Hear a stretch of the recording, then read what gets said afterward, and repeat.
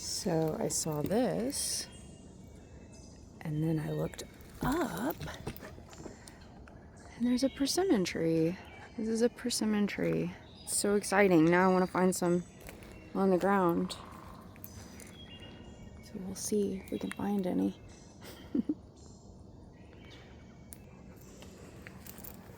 Look at these beauties. Wow. The color, they're so vibrant.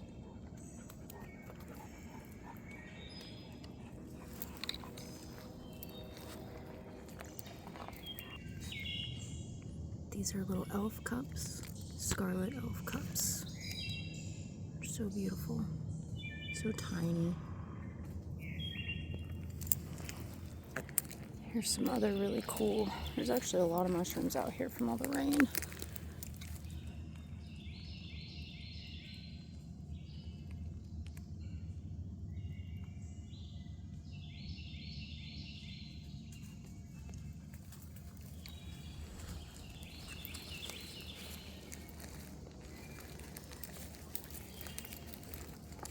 Let's see what else we can find. I would honestly really love to find some ghost pipes. Oh, here's another scarlet elf cup. That one's really tiny too.